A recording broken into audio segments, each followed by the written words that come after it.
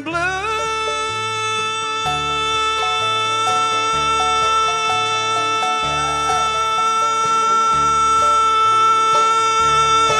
Birds are singing.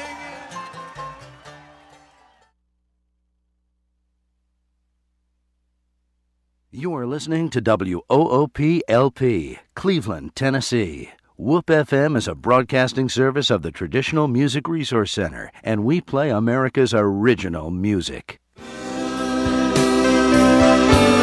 the old town go? They moved it all north of here in the shopping mall.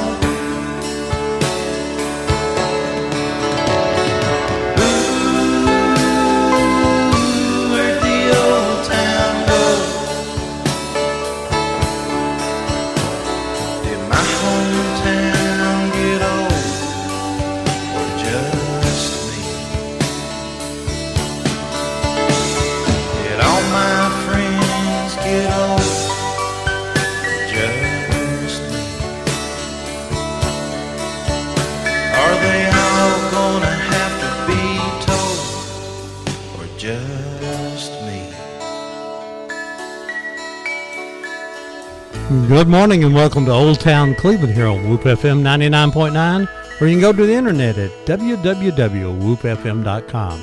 You can call us here at 614-5553. Good morning, Debbie Moore. How you doing today? Good morning, everyone. Today is a new year and a new beginning of a lot of things. It's January 3rd, 2015. We're glad to have you with us today. And today's kind of one of those special shows. We're just going to kind of have an open mic day today and let you guys call in and talk to us and tell us things maybe that we don't know, or ask us questions if you got questions about history in the area. These holiday weekends are always hard to book for. So what we're going to do, we're going to try to review the shows that we did in 2014, some of the funny moments and some of the interesting moments and things. With a lot of things happened here. We had a Supreme Court Justice of the Cherokee Nation on here. We had some elected officials. We had some we didn't want to elect. No, that was somebody else. We had a lot of good times. We talked about everything under the moon last year, and this is 5.5 years we've been doing this. Something else that you could do for us today, if you're listening, call us and say, could you do a show on this or this or that? And the answer is yes, we can, if we can find someone who knows about it. And Deb and I, or I should say, Deb knows more than most people in the world, and I know how to push the buttons here.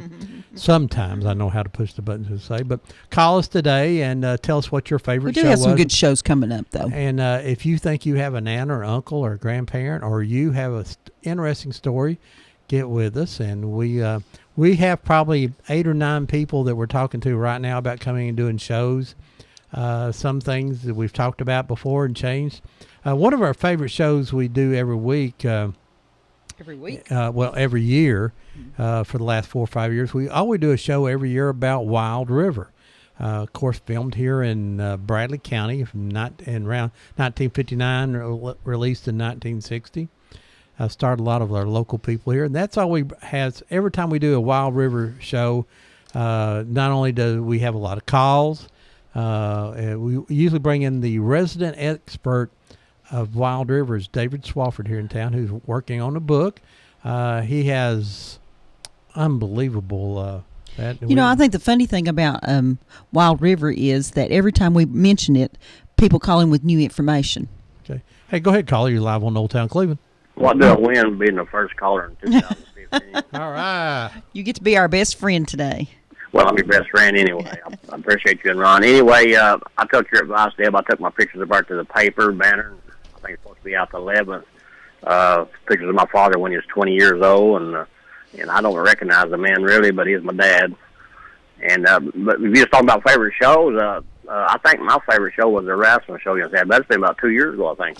Yeah, that was a pretty fun one. We did have a show, and you come in. We've done a couple times. I know you come in and helped us at one.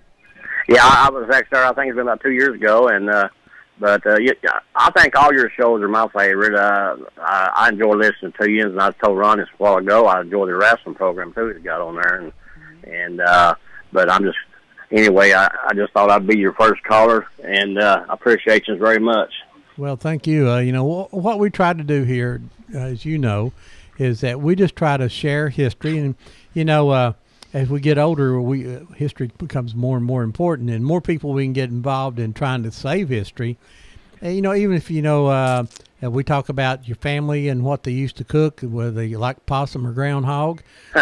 You know, all that stuff's interesting, and it's part of our heritage, and we do that. And, you know, a few weeks ago we did just a music show, which was, you know, example of the music that we grew up in this area here, that's Celtic, Scottish influence to our bluegrass music. And thanks goodness that Whoop still continues to do a lot of bluegrass music here. I don't like possum or groundhog, I don't think, but I mean, I don't know what all I ate when I was a little boy growing up. I don't know what my dad fed me, but he done a pretty good job. Yeah. Well, now, we had one lady come in this year and talk about canning, and she said that she cans loopy. And loopy is some kind of squirrel stew soup or something. Now, I'm sure it's really good, but it wasn't really what I had in mind for dinner, you know. Well, I'm just glad Deb's feeling better, and like I say, I do appreciate your show, and you know, just keep up every Saturday morning. Well, we're going to try to do it as long as Whoop will have us, and we're physical to do that. But we need as long as we can find guests to come in. We need ideals too, because you know we'll go out and find that. Something else today. If anybody has a question, a history question they'd like an answer to, today's the day to ask it. Any history question you want to. Not guaranteed we'll give you an answer. We'll guarantee we'll try to go find one. Well, if I think of something, I'll give you a call back after. Thank you. All right, Boyd. thank you. Bye-bye.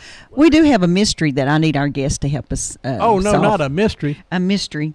We got a nice email from a gentleman named Jim Hampton. He's in his 80s, and he says he recalls a man who got some notoriety for himself by walking barefoot in the snow from Chattanooga to Cleveland, and he wants to know if anybody remembers what his cause was, why, other than he didn't have shoes.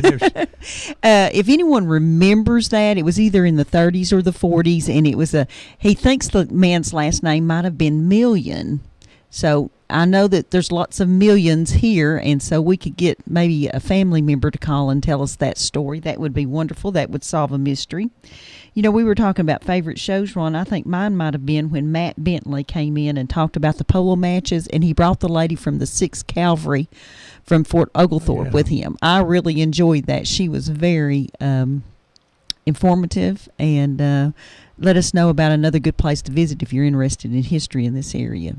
You know, and their history, you know, we try to do southeast Tennessee. We've slipped into North Georgia a few times with Tunnel Hill, and but we were in South Pittsburgh yesterday, and there was an interesting historical sign. And one of the things that we always gripe about here in Cleveland is we could put up 10 historical signs tomorrow and just be a dent into things that ought to be recognized. You know, you go down South Lee Highway, Tucker Springs, Benabout Farms, you know, that's where Chief Benabout. The Black Fox community. Black Fox community. Cleveland Speedway. Cleveland Speedway is now a historical place. You know, Allen School, Arnold School.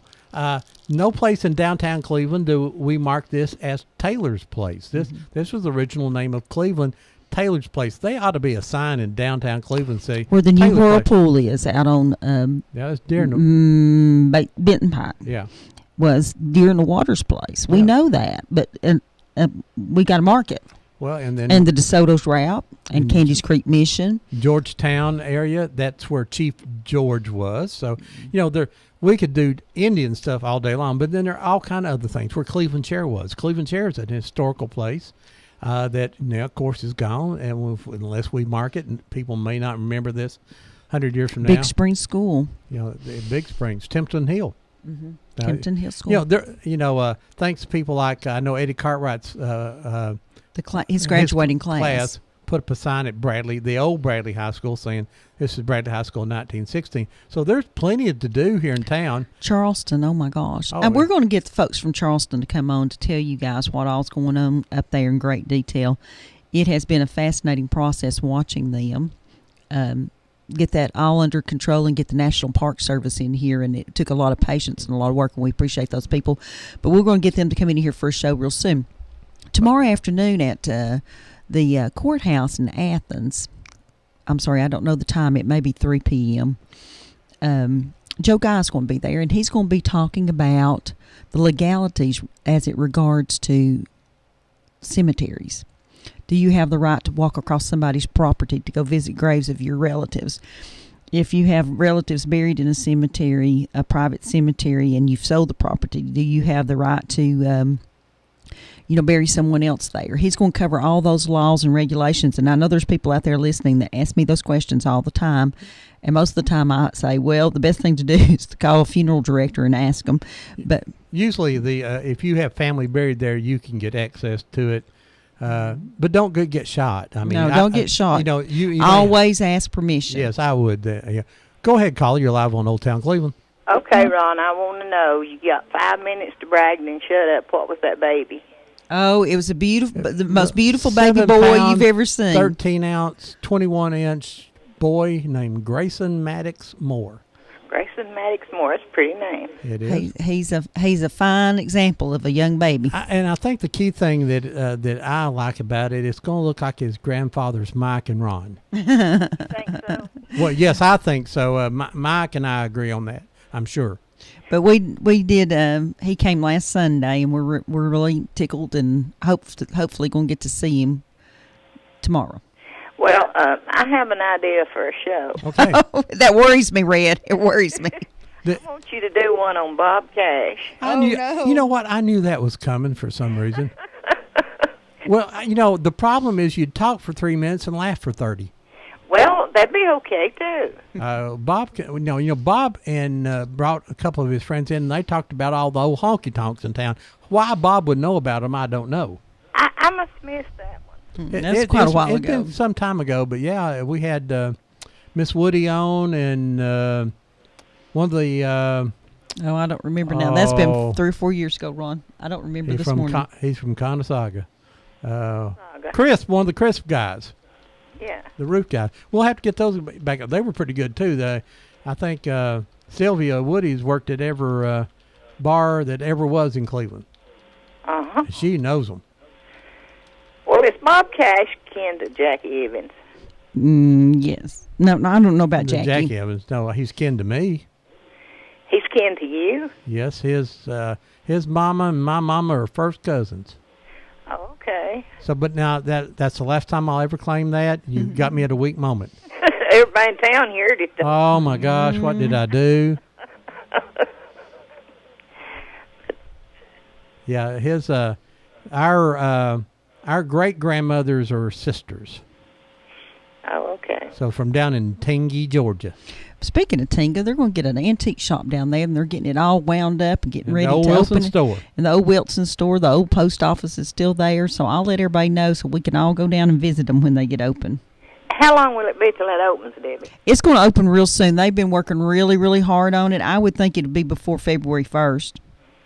Good. I want to hit that. Yeah. Well, and the fun thing is they've been finding artifacts in the old store that I don't know if they're putting them on display, if they're selling, but they had like 1970s, those striped jeans like the kids wore. And one of them had today on Facebook, they were showing probably the postage stamp. It had Tinga on it written backwards, where you could stamp the postage or stuff like that, and there's still names on the mailboxes, and they're finding they had an 8-track tape player still in the box there. I thought that was hilarious. That'd be good. So I think that's going to be really neat, and I'll keep everybody up to speed on that. Okay, I'll be listening. Thank you. Thank you, Red. Bye. So Foxy said that he wanted to remind us too that the old armory would need a sign. Yeah, that's true. And someone suggested that we do a show on, this is offline, folks. Someone suggested we do a show on superstitions and Cooper's bookstore. I'm afraid to do that. You're afraid to do superstitions? Yeah, because I'm superstitious of doing shows like that. Cooper Bookstore is another good story, too. Go ahead, call. You're live on Old Town Cleveland. Hello. Hey, how are you? So, have you already been out partying this year? Oh, yeah. Wednesday I went out partying. Where did you go? Where did you party at? Pokies. Pokies. Who was playing there Friday night? I mean Wednesday night. I don't remember the band. That was a different band. So you got drunk and can't even remember what you were doing? No, I didn't get drunk. I didn't even drink a beer. But guess how I got home? I have no idea. In a hearse with Mark Grissom. Yeah. It wasn't a hearse, though. It was a limo. So Mark Grissom come picked you up in a limo? Yeah, but there was another guy with him. Oh, talking about some rumors going to be in town. You and Mark Grissom in the back of a limo. No. Okay, yeah. He had a bodyguard with him. They walked me up my driveway because they couldn't get the limo up my driveway. Yeah, well, yeah. Anyway, I enjoyed that limo ride. All right. Well, the rumors going to be spread all over town now. Oh, I don't care because I know what I did and he knows what he ain't done. You're proud of that. Zilla, I was trying to drink some Gatorade and you about choked me to death. Not only is she proud of that rumor, she's the one that started it. Yeah, there you go. All right, Miss Ella, Happy New Year to you. Thank you, dear. No problem. I did that limo. Well, thanks for calling us all the time. We appreciate you. All right. Bye-bye. Bye-bye. Miss Ella's made it fun for about 5.5 years there. My favorite Miss Ella story is when we asked her how old her twins. She wouldn't tell you how old she was, but when I said, "How old's your twin sister?" she confessed that real fast. That was my favorite. Got another call. Oh, good. Good morning. You're live on Old Town Cleveland. Hey, Ron, is my radio too loud? Yeah, it's a little loud. You need to turn it down a little bit. It is safe. Okay. I just wanted to call Gordon Wilson down there. I worked for him there a long time ago in greenhouses, right back behind was the store. Buford was his daddy, I think. I know one thing, you had to buy wholesale up at the greenhouse, and I mean, you had to buy wholesale. You're welcome to go in there and you're welcome to go look, but you couldn't. If you bought anything, you had to come down to the store.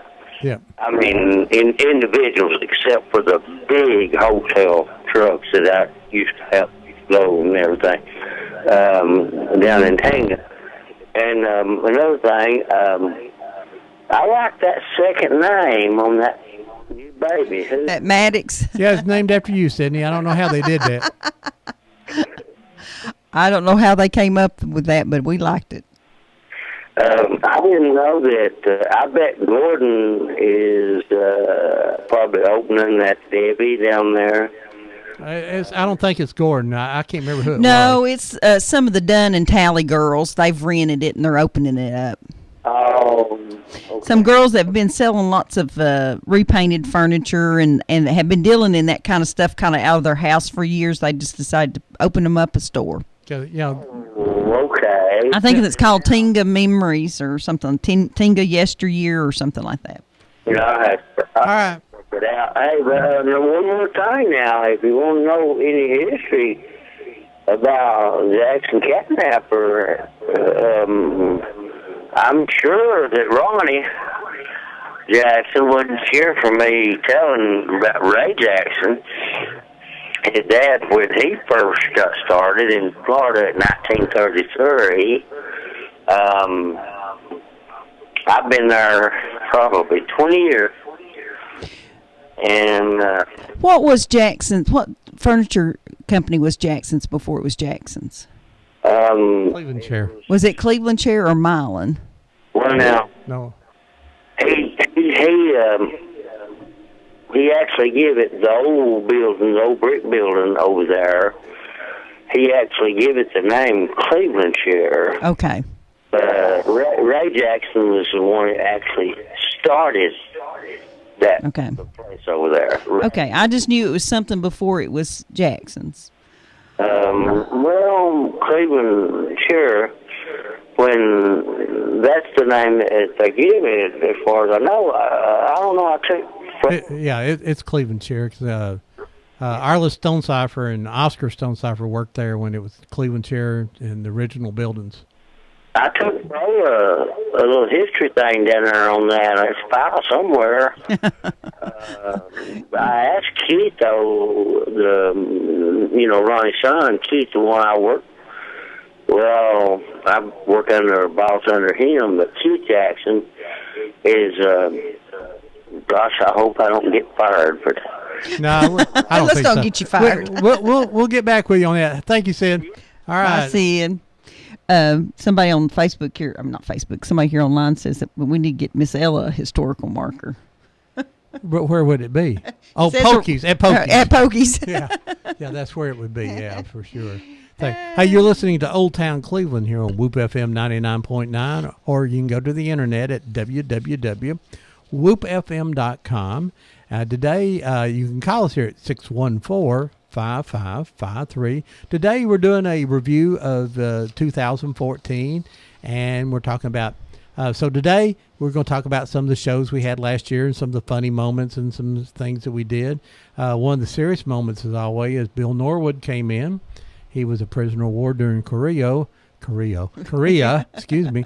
And he usually talks about his march on to Bataan and from Bataan. And he also reads a poem every year called The Turnip Hole.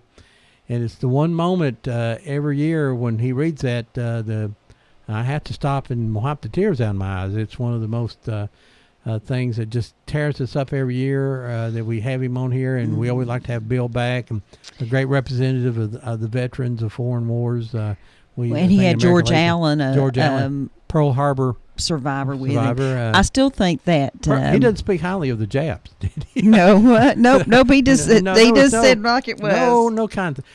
But I still like Bill Norwood's comment when you said, "Have you ever gone back there?" And he said, "I was there last night." So it's never left him after all this time. Yeah, and once again left me speechless again there. So, and also, if you know of a subject you would like to hear about here on Old Town Cleveland, give us a call and say, what would you like to learn? One of the big questions I get every year is, or quite often is, why do they call it APD 40? This goes all the way back into the early 60s when Lyndon Baines Johnson was the president. He started a program called the Appalachian Development Project. And so the Appalachian Trail runs all the way through up north all the way down through the south. Well, that corridor needed more roads, so he got a federal grant program to build these roads. And so our project was number 40. So the Appalachian AP Development, APD. He was actually supposed to go straight on through and go all the way to Harrison, and they kind of ran out of money. Which but that's why we have APD 40, a federal grant program come through, and then you'll go through the rest of the country. They may have renamed the roads, but you'll see an APD 7, an APD 5 would actually be the project numbers. We're probably one of the few places that never changed the name of APD 40, just APD 40. So just to confuse people. It is because people used to say, why is it APD? No one could get those initials. Actually, AP is Appalachian, D is Development, Appalachian Development, and it was project number 40. So a little history there for you. Things like that. If you got questions like that, ask us. we may not know the answer, but someone else may, though. I think probably one of the shows that we got the most comments on was the one that David Carroll came in and did, where he played the clips from the old TV and radio shows. And what a wonderful thing that he has tapes of himself from the 1970s talking on the radio, pushing that rock and roll music. I thought that was a lot of fun. We also invited the newly retired Daryl Patterson in, sports broadcaster out of Chattanooga and a native of Athens, Tennessee, came in and told us about growing up in Athens and about all of his years on the on TV with sports, and that was a pretty fun time too. Of course, in September we had the Cherokee Nation Supreme Court Justice Troy Petit come in and visit with us, and that was quite a fascinating show where he had not been an attorney, but his government, the Cherokee Nation, got into a lot of legal trouble with the U.S. government. The U.S. government was kind of, I'll call it bossing them around and stuff, and so he decided that they needed a lawyer on board, so he went back and got his law degree and has been serving on the Cherokee Nation Supreme Court. Fantastic guy. And then I think another show that we got a lot of comments on that we had people ask for a lot of years, and we finally found someone to do it, was Mr. Nicely out of Chattanooga that did Chattanooga Underground. And it's hard for us to imagine now that there's a whole, when you're coming up Broad Street and stuff there, that there's a whole level of buildings underneath where you walk on the sidewalks now. And that at one time, about 100 years ago, there was a flood that came up, 4 stories all the way up in there. And they decided they really needed to do something if they were going to keep, businesses down there. And that's when they fixed Underground Chattanooga. And it's not opened up like Underground Atlanta that you can go in, but you can go into some of the businesses down in that area and see the old windows and doors and realize that there was a whole different area there. Yeah, they raised that a complete story in downtown Chattanooga. Hey, good morning. You're live on Old Town Cleveland. I have a suggestion for you, Ron. What's that? Bring in Louis Alford and Coach Bobby Scott and talk about high school football. It's back in the days when Louis Alford used to coach at Cleveland over there. Alford and Bobby Scott. Yeah, we could do that. That'd be a real, and I'll work on Bobby Scott for you if you ever want me to. Oh, we'd love to have him come in. Yeah. All right, it's good talking. Thanks. Thank you. We talking of coaches and sports and stuff. We also had Johnny Mull come in and talk about Rex Dockery early last year. I thought that was a really good show, and of course we talked about dirt track racing a lot last year because we were in the processes of making the documentary "It's a Dirt Track Life," which, by the way, was featured in another national magazine this week. And that's pretty fun when you're not asking them to feature it, and they do. There was a review of It's a Dirt Track Life in, what's the name of that? Muscle Machines or something like that? Yeah, I think Muscle Machines. The February edition put out a nice little review of It's a Dirt Track Life. And we did John Cook wrote the original music for it, and we did a video. Over 40,000 people have looked at the video on YouTube. And we premiered the world premiere of John Cook's song called It's a Dirt Track Life here on Old Town Cleveland. And right now, I'm just going to play It's a Dirt Track Life. I'd like to hear it. Thank you.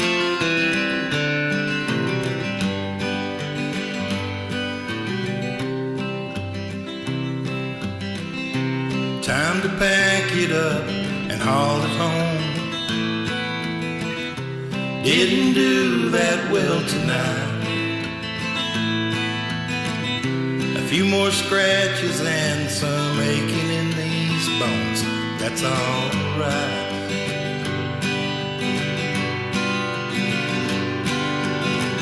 This week I need to work some overtime. Take the wife out Friday night. Couple new tires before Birmingham, that would be alright.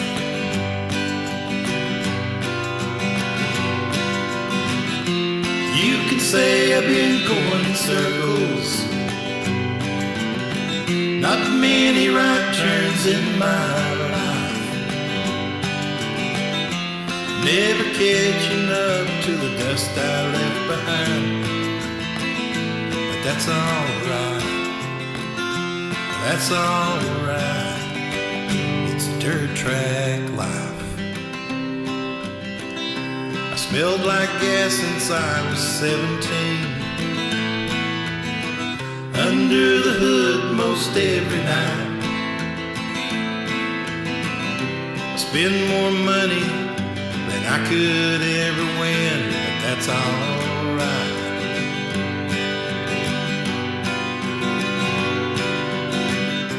Won first place back in '63.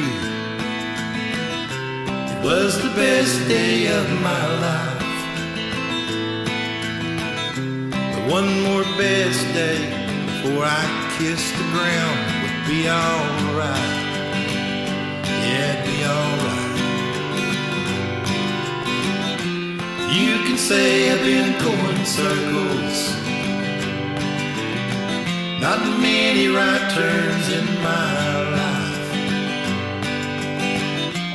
Never catching up to the dust I left behind. But that's alright. that's alright. It's a dirt track life.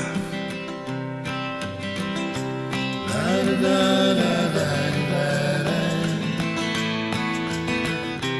Da da da da da da. La da da da da da da. La da da da da da. La da da da da da. La da da da da da. That's a song written by John Cook for the documentary It's a Dirt Track Life, which is an award-winning documentary. Named as one of the best history projects in East Tennessee. And John's video called It's a Dirt Track Life. Go to YouTube and just type in It's a Dirt Track Life, and you can also hear it there and see the video that's also included in the documentary. We had at least 3 shows on racing that I recall, Ron, and one of them we had Georgia racing historian Mike Bell. Oh my gosh, what a Now, encyclopedia of racing knowledge. It's the Georgia Mike Bell and not the Athens Mike Bell. No, it's the Georgia Mike Bell. Now, Mike Bell up in Athens, State Senator Mike Bell, might know something about racing, but not as much as the Mike Bell from Mike Georgia. is amazing, and he is in the processes, too, of writing some books, and I really appreciate that. And he brought a Mr. Brown, Gordon Brown, I believe, out of Dalton with him.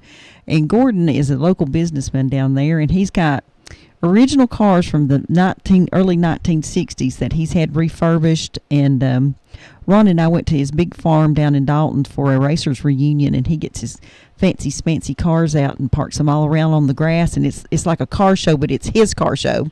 You know, that's something we want to do here in Cleveland, and maybe we can get some help, and maybe get Whoop to help sponsor some of it, to have a Cleveland Speedway reunion. People who've raced at Cleveland Speedway, find a venue, an indoor venue, because we would like to have it at the racetrack, but you never know when it would rain. But if we could find an indoor venue, it's going to have to be big, I think. And then anybody that's ever raced, so we could bring people out to Knoxville, North Carolina, and of course Dalton, Chattanooga, and just have a reunion of those people. I'm sure Doc German would be the first one there. First one there. But Mr. Brown's quite the interesting character, and there were 2 55 Chevys sitting there. He's a big Chevy guy. And he drives one or the other one of them to work every day in Dalton. Black and white 55s. They were gorgeous. Yes. And they had an engine builder with them that day. And I think that's something that I didn't realize when we started doing this project, is that a lot of local guys built engines for the NASCAR racers when NASCAR first started. When you didn't just get a kit and put it all together, you really engineered it and made it and stuff. And I don't recall his name right now, but he was quite interesting also. Of course, we had Dave Wright Jr. come in. Dave Wright was a big racer at both Boyd's and down at Cleveland Speedway. And his uncle was a big-time engine builder for NASCAR. And we lost him just a few weeks ago. Bob Wright lost him. And he was one of the pioneers of the engine building for NASCAR, and that was Bob Wright. And then not too long ago, we had old Too Tall on here, Bobby Too Tall Orr, and he talked about his days of being the announcer down at the Cleveland Speedway, along with making moonshine and some other stuff, which is always interesting to us. And Bobby's a lot of fun. He said he's only 6'9" now. He used to be 7 foot, but he shrunk an inch. Over the year. That's that big beard that hangs down there gets him. I wanted to mention a couple of deaths in the world of entertainment this week. Ellie Mae Clampett. I thought everybody should look like Ellie Mae growing up. And what was her real name? Donna Douglas. Donna Douglas. She passed away at the age of 81. So a lot of young men probably enjoyed her. Daisy Duke Short, she made them famous long before the Dukes of Hazzard. And then if you're a country music fan, Little Jimmy Dickens passed away yesterday. I believe he was 92. Yeah, and so a regular on the Grand Ole Opry still in the past in the last year here. So two great entertainers that passed away that at least I've seen in the news so far. Hey, go ahead, caller. You live on Old Town Cleveland. Doc Hollywood. Hey, Doc Hollywood. Hey, Doc. What's up, buddy? Happy New Year to you guys. Thank you. Same to you. inaugural call here at Whoop in this new year of 2015. Hey, guys, I listened to your show this morning here via my iPhone here. I figured out how to work it just enough to get you guys in. Of course, I'm going to put in a shameless plug for Doc Hollywood's Dynamite Dance Show. First one of this year, 2015, probably the only one for the month. Tonight between 6 and 8. 6 and 8 o'clock. 6 and 8 o'clock. We have a solid gold dancer there, and her sister all the way from Brussels, Belgium. From Belgium, all right. You got the Mystique. You're importing the dancers, huh? Having to send out of town for them, that's for sure. So if you want a little funk and a little disco, tonight's the night, isn't it? The night is the night. Hey, trying to hit on some of your topics there. Forgive me, the Master Ben Muffler Shop down there, right down the street, in 1980. You remember, Ron, they won some kind of big dragster race? I can't remember. They had they built dragsters right up here on Inman Street. You're talking about, right? Right. I wouldn't have remembered that you said it, but I always remember they had dragsters there, and I can't remember the guy's name that ran that. Someone will be able to call and tell me, but I can't remember his name right now. I can see his face. His name was Gary, and they it was some kind of national. They built their engines, ran the car, and featured many national magazines. So that's probably a big claim to fame there for Cleveland. As far as the other you hit on there, schools and all, of course, you're talking to the first graduating class, one of the members of the 76 through 79, the new junior high concept, Truett Junior High School back in between 76 and 79, first class through there. Where if they'd let me put up a little plaque up there? Well, if you got $1,500, the state will do it, but they have to. They do have to approve that sign. Then they charge you $1,500. There's a place that a lot of history. Mm-hmm. The old Truett Farm. Truett Farm. And the name change. What is your guys' understanding of that? Was there a cap for a number of years that Truett name was to be attached to it? I don't know. In 2000, when we did some changing around and we got Walker Valley, they just decided they needed to do some changes, so they made that Lake Forest and made a Coy Bradley Junior a Coy Middle, because it wasn't a junior high anymore. Right. And so I think when they changed the name, they just decided just to change the name. I think there was no contract in there. It was just Truett School because that was a good thing to do it since it was on the Truett Farm. And I think Cleveland Middle School does honor the Owens Farm, and okay. I think they actually put it on their sign out front. This is Cleveland Middle. The Owen Baker Farm. Owen Baker, yeah, that's right. Owen Baker Farm, that's right. And so they honored it, and I thought that was a proper thing to do. Probably should thing. We should have done it at Truett down there, and maybe we can get a historical sign someday down there for them. Like I say, they're $1,500 a piece. What we need to do is find some foundations here, and we would donate that. We could put up 10 tomorrow and only scratch the surface. Go to Franklin, Tennessee, and there's probably 20 historical signs around the courthouse. Ron, did we say what the one in South Pittsburgh was we saw yesterday? Yeah, the one in South Pittsburgh is about the Christmas Day shooting in downtown South Pittsburgh in 1927. If anybody knows what that's about. We just saw the title as we drove by and we just laughed. It's actually a historical marker for a shooting in downtown there. And, of course, on Christmas Day. Christmas Day in 1927. I believe that was the numbers on it. We drove by it. So, there's a book also. You can actually contact the state of Tennessee, and they will send you a book of all the historical markers in the state of Tennessee that were put up officially by the state. Very, very good. Well, hey, 6 to 8 o'clock, with your solid gold dancer from the U.S. and one from Belgium. Yeah, Belgium. Actually, they're one's been in the U.S. for 40 years, but they're originally both from Belgium there. Yeah, I'm expanding, getting my pipeline going here. He's going international. Now, do we have green cards? Green cards. They do. You know what kind of high quality we have down here at Whoop. We'll need green cards. Or, Froday would want pictures at least. No doubt about it, guys. Well, you come on the show there. I'm figuring here, I came into Whoop sometime in the summer of '09, and then, of course, and I've been there. If I make it tonight, that'll be my fifth in 15 2015, so it'll be a little over 5 years, not quite as long as you guys. Of course, we won't mention the two little suspensions I've had here and there for a little. When I thought the switch was flipped and the flip was switched there, we'll leave it at that. But it's been very good to me, and thanks for what you guys bring to the station there. You guys bring class. There's no doubt about it. Open Town, Cleveland. Well, like I say, and one thing I can admit, I don't have as much hair as you. All right, Ron. That's probably a good thing. All right. We'll see you later. Thanks, guys. Bye-bye. That's Doc Hollywood, Solid like hearing Gold. from our friends today. Yeah, Solid Gold, Disco. I'd never get that name right. Dynamite Gold, Solid, Funk, and Disco from 6 to 8 tonight. If you love that kind of music, the Doc is good at it. Good morning. You're live on Old Town Cleveland. Morning, Ron. Hey.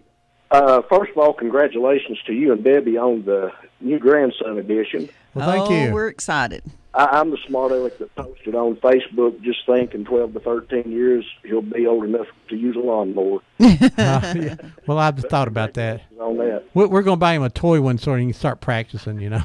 Well, I have he's either 8 or 9 year old grandnephew, and I'm all the time kidding him about that at every birthday. You're getting closer to mowing the lawn. Well, you know, and Will's 23, and he's still not figured it out. Yeah. And the Master Ben Muffler fella was Gary Ellis. In fact, he passed away about 2 weeks ago. Oh. That's right. Yeah, I thought it was Ellis, but I couldn't. Elliston or Ellis? Elliston or Ellis? Ellis. Yes. And he had success at a national level in drag racing, both in IHRA and NHRA. So he was always humble about it, but he made it to the big time and was pretty successful at it. Ditto what Bullet said about the show and so forth, and I hope you're on for a long, long time. It's a great public service, and I would just encourage anybody that's listening, if they're ever approached to do the show, to do it. It's no big deal. Now, it was the first time I was on, I was a little apprehensive, having never done it, wondering how you're going to sound and so forth. And I know that I came over prepared, but both you and Debbie do a great job as hosts. You don't have to sit there and try to think of something to say for 3 hours.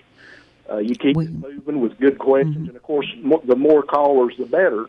But as I say, I hope you're on for a long, long time. Thank you, Neil. Well, we hope we are able to do it for a long, long time, both physically and like I say, having good shows and having good guests like you. And we've had Doc on, and we've had Bullet on.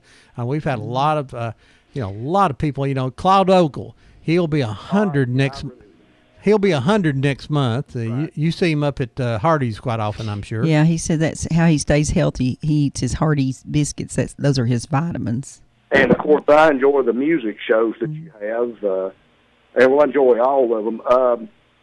One show of particular interest, but there's so many, it's hard to, you can't single one out.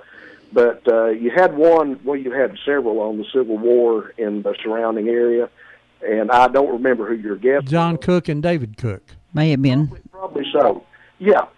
And one of them pointed out the fact that where Bradley High School is, which before Bradley High School was a 9-hole golf course, well, I grew up, our backyard literally just ran into the fifth fairway of the old golf course, and I remember them bringing up the fact that there was a large encampment there. And that was just neat to think that, that literally in our yard and where our house is was a Civil War encampment. Sure was. Sure was. I enjoy all the histories. Well, I enjoy all of it. I just do. Like I say, you all are a great public service. And we're glad you listen, because when the car questions come in, we know Neil's going to call. I started saying a few minutes, but Neil's going to call. And I'll tell you something, even if it's wrong. Why? Neil, I think my favorite story on you is that I believe you were heading up 64 Highway going somewhere, and we were doing a show, and you finally just had to pull over so you could finish listening to the story before you went on. Oh, I was in the Ocoee Mountains, and why I could pick you up good that day, I don't know, and why I could call that with my cell phone, I don't know. It just the stars must have been aligned correctly that day. That was the show on. I'm trying to remember. Was it Caney Creek? It may have been a racing show. No, it wasn't. I don't remember, but it piqued my interest, and I had to call. But I'll let you go and let somebody else call. Thank you, Neil. Hey, thank you, Neil. And I think one of our guests that our audience always likes is Sheriff Joe Guy, and he came on last year and did Star Mountain for us, and that was just fascinating to find out about that. What was it, White Cliff Lodge, right up there. It's huge. Of course, it's Star Mountain was a star who married into the Cherokee Indians, and his family has direct links to the grave there in Polk County. Nancy Ward, and then Bellstar, the famous crook, was one of his great-great-grandson's wife for a period of time. So, a lot of history there. And then the guy in the cave up there, Mason Evans sounds right. He was a hermit, and there was a book written about him. The book was part truth, part fiction, so we don't know the whole story about it because this was many, many years ago. But he had supposed to had been jilted by his lover. She decided to take her daddy's endowment that he said he would give her if she would leave him, wouldn't marry him. So she did and took the money. That's how the story was. That's the story, and he went and lived in the cave. Mason Evans. Okay. I believe that's right. And I keep saying Baker Evans, but that's the guy from Alabama, yeah. I'm going to give you a homework assignment. All right. The fella that... I have to work at home? Yeah. Okay. That's what I was afraid of. The fella that was chief of police, and then he ended up being electrocuted here. Homer Simpson. Someone out of Sweetwater wrote a book about that recently, and it is your job to track that person back down and get them to come on and be on our show and talk about that. If you don't know, Homer Simpson was the chief of police of Cleveland, Tennessee, in the 1920s here, 1920s. For a short period of time. I don't think it's long. And then as it goes a lot of time in small cities when the politics changes in the mayor's office or in the council, there's new people take over. They get reappointed, and we do have civil service now to protect some of that. So anyway, next thing you know it, our former chief of police, a very honest, straightforward man, was being electrocuted in Georgia for a robbery and murder.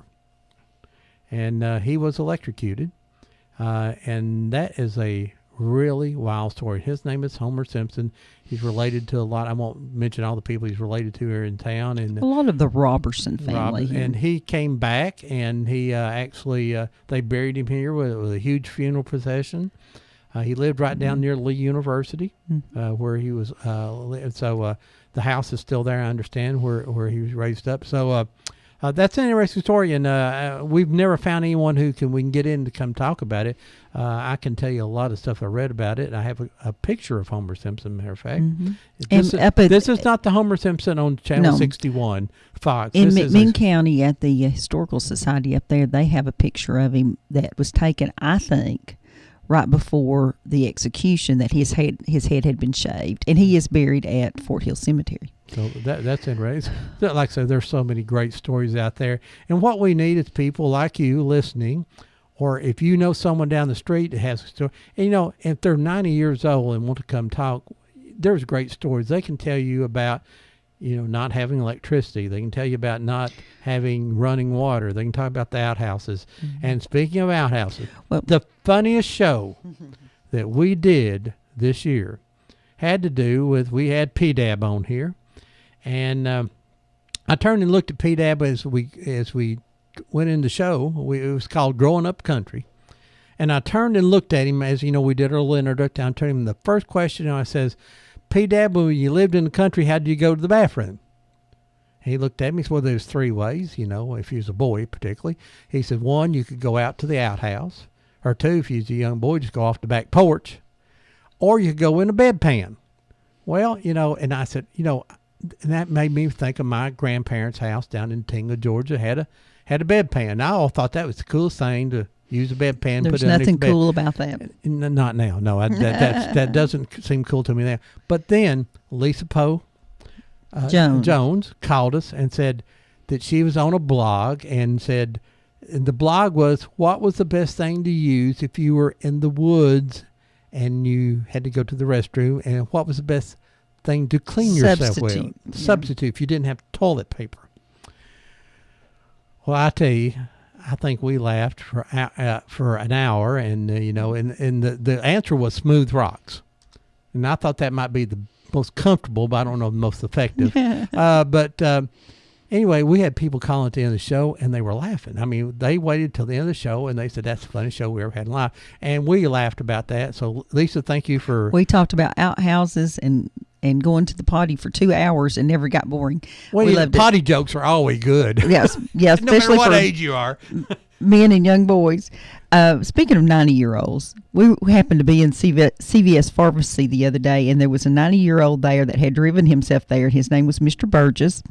He had grown up in Polk County, now lived in Cleveland, and it was such an interesting moment talking to him about history because he remembered Caney Creek being there. He up on the Ocoee River. He remembered all about the Good Government League, even had a personal story about it. And he talked about what a rough place Polk County was at that time that he was growing up. So that again is just one of those, we need to get our 90-year-olds on here. If you're an old man and got overalls, my wife's going to come talk to you. I can assure you that. Yeah. So. You want to know what's going on in the room, just ask somebody wearing overalls. Good morning. You're live on Old Town Cleveland. Good morning, and welcome to the first full weekend of 2015. How's Mr. Jeff doing? We're doing about time to go home. It is getting that time, everything, I've got my slogan for 2015. 2015 is going to be king. There you go. That's one thing I can rhyme with 15. King and 15. King. K-E-E-N. Not king, but keen. Keen. Oh. There you go. So, there you go. Jeff's over here at the Oasis over here, and he runs the O Cafe inside the Oasis store. As you go into historical downtown Cleveland at Inman and First Street, that little station right there in the split, go right in there, turn left, and you can get you some... all kind of good stuff over there. All kind of good stuff. You got Hunt Brother Pizzas. I get my sausage biscuit in the mornings there. And my Diet Coke. So I have to have my Diet Coke with my sausage biscuit. That's always a rule there. Those calories equal each out. So now I've got to stop you for just a minute. You got to remember, we also spoil Miss Debbie. And I figured out a way to spoil that granddaughter of yours. Uh-oh. We spoil Miss Debbie with the pizza with the bell pepper on it. Yep. And I can send a dozen freshly baked chocolate chip cookies for the granddaughter. Yeah, just send them through me, and I'll make sure she gets them. Well, no. See, it don't work like that because I know what's going to happen. If I send them through you, half of them's going to be gone by the time your granddaughter gets it. What are you saying there, Jeff? Hey, do what, Ron? So what are you saying, Jeff? Are you saying you think I'd eat those cookies? Yeah, well... I guaranteed she'd get... Yes, sir. She'd get one. I guaranteed she'd get 8 of the 12 or something, maybe 6. You know, if you don't eat them before she gets them, I think I can point a finger another way. Uh-huh. Yeah. Yeah.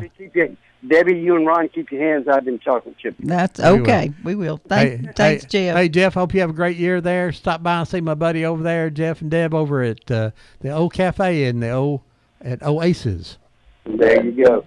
Hey, good morning, Miss Debbie. I didn't skip you. Thank you. Yeah, bye-bye. Bye-bye. Okay, Ron, your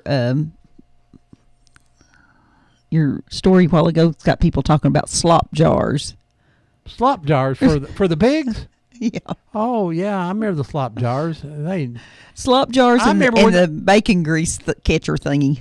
I used to remember when the schools done slop jars. Well, even after I started teaching 35 years ago, they would dump all the stuff like that into big garbage cans and somebody would pick it up. Yeah. And, of course, I think the rules have changed. I think which is a shame. I think you can do it, but you have to cook it or something now, don't you? We don't do it anymore in the schools. Yeah, they probably just throw it. Good morning. You're live on Old Town Cleveland. Good morning. Thank you for honoring me as the 20th moment of 2014. You were the king last year. We laugh about that all the time. Forget. like I said, there were people calling to the end of that show, and they Lisa, were belly laughing. Lisa, I even got a birthday card that had some Smooth Rocks with it that year. Well, I've searched and searched and searched for that blog again and cannot find it anywhere. And I put a thing out on Facebook because a friend had posted it. That's where I saw it. None of them would confess or remember doing it. And I've even gone through people, back through their 9 billion Facebook posts and couldn't find anything. So, Lisa, how did you like your iron that Mr. Palmer gave you? I loved it, and I actually had somebody else give me one. And now I need to know how to clean them up. Well, I would just put some like cooking oil on them and just kind of leave them be. I wouldn't mess with them a whole lot. Well, you've got 2 of them now. You can make bookends out of them. So, well, I'm going to put them down here at the laundromat somewhere.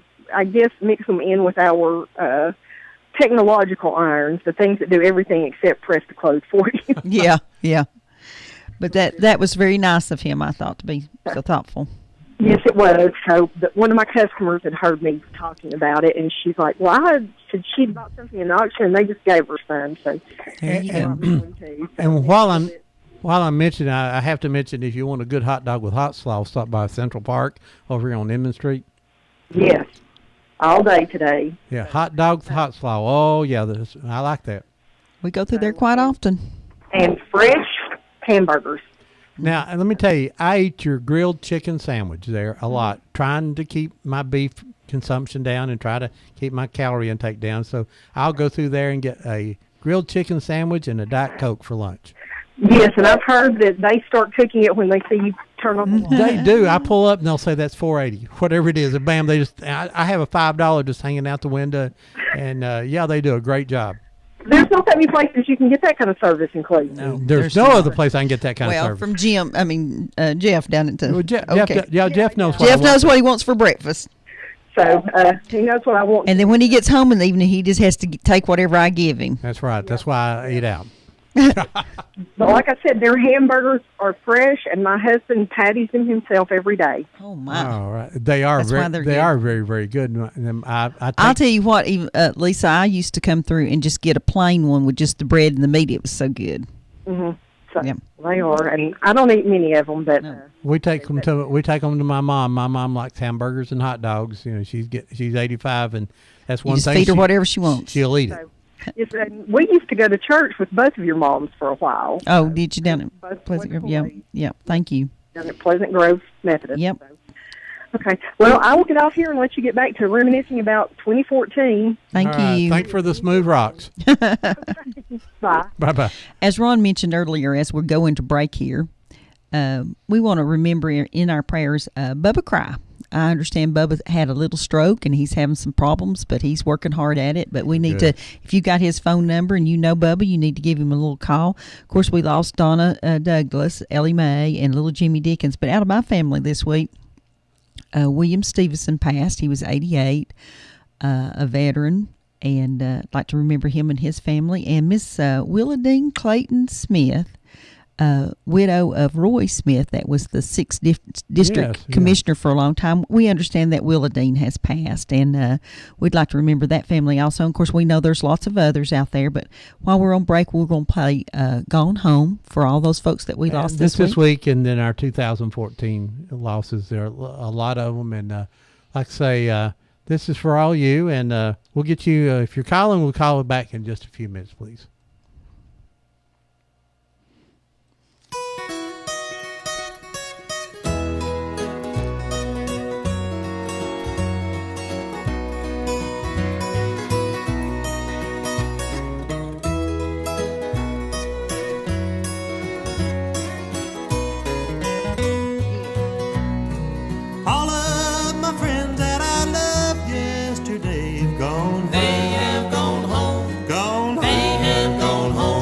The songbirds are singing, the dells seem to say, gone. They have gone home. Gone. They have gone home.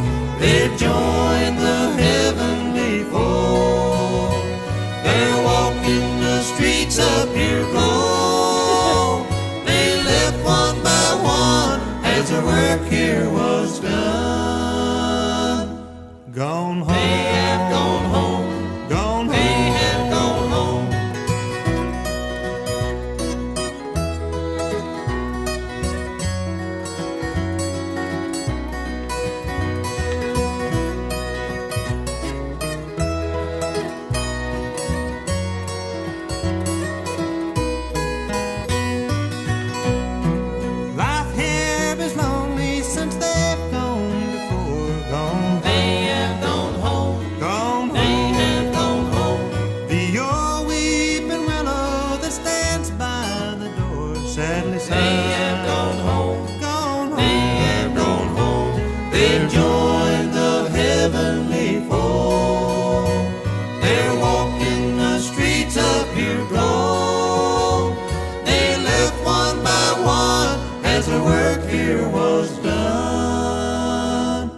gone home. They have gone home. Gone home. They have gone home.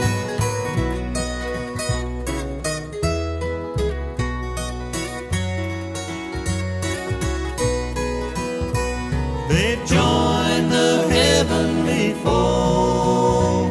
They're walking the streets of pure gold. They left one by one as their work here was done. Gone home. They have gone home. Gone home. They have gone home.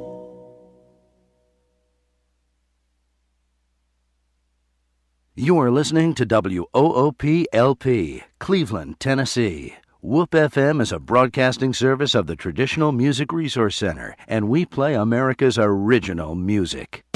Check into cash. The cash you need is closer than you think. Get an auto title loan today for up to $2,500 at Check Into Cash. You drive home with the cash in your pocket. Visit Check Into Cash for an auto title loan today, or get a payday advance for up to $425. Call toll-free 877-262-CASH. Title loan amount determined by value of car and ability to repay. Borrowers often use payday advances over a period of months, which can be expensive. Restrictions apply. See store for details. Guns, guns, and more guns. That's right, folks. U.S. Money Shops has just received a large shipment of pre-owned Glock 22s, 23s, and the awesome Beretta 8040D Cougar. These guns are law enforcement trade-ins that start at just $379.99 while supplies last. At U.S. Money Shops, there's no shortage of guns, so if you're looking for a great deal on a newer pre-owned gun, then check us out first. Buy or sell or buy today, the better way at U.S. Money Shops. Visit usmoneyshops.com for the location nearest you. If you need a little green, Lending Frog is making deals. He'll lend you cash on any kind of wheels. Borrow just a little, or you can borrow big. Lending Frog is a new financial gig. It's hip to hop into cash. LendingFrog.com is making a splash. Dig it, dig it. Dig it, dig it.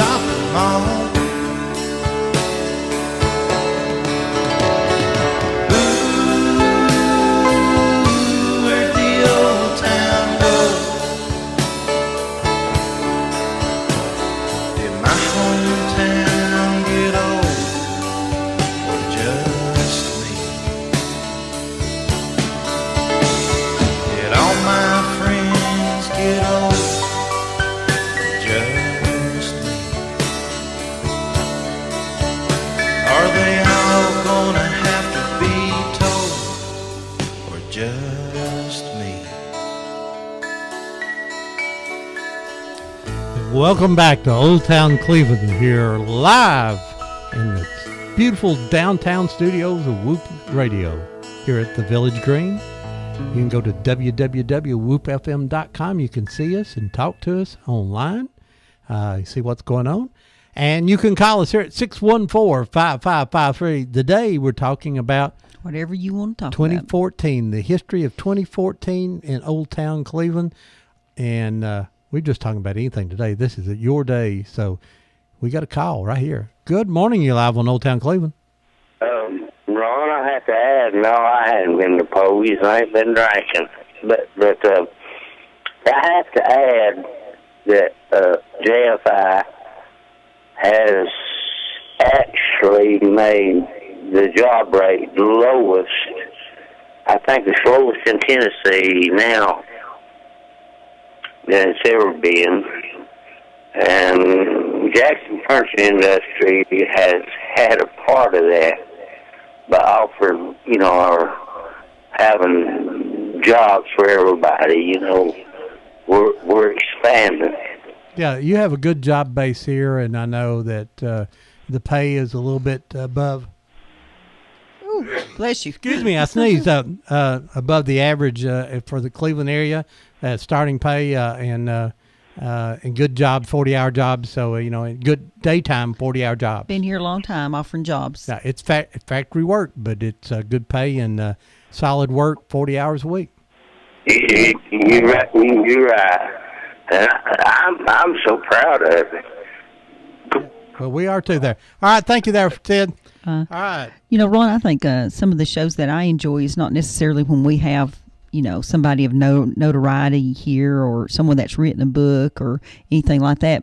My favorite shows are people like Larry Presswood that came in last year and just talked about growing up in East Cleveland. Him and Jeff Morlock, both those. Jeff, they could call names of the people that owned the stores.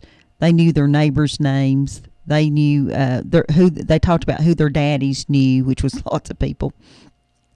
And another person that's always good at those shows is Eddie Cartwright. And Eddie was on last week, and then he was on at the beginning of the year too, talking about opening up a store and down at 5 Points and who ran the cab stands and all of those things. Those are always good shows. Good morning, live on Old Town Cleveland. Good morning, Ron. Good morning. This is Brenda. Hey, Brenda. We haven't heard from you in a while, sister. Hey, well, I've had one thing and another and another and another. I know that feeling. But I've listened, but sometimes I couldn't even talk, so... Mm-hmm. Sometimes it's hard to get a call in here. It is. There's been a few times, too. I've called several times and couldn't get in. But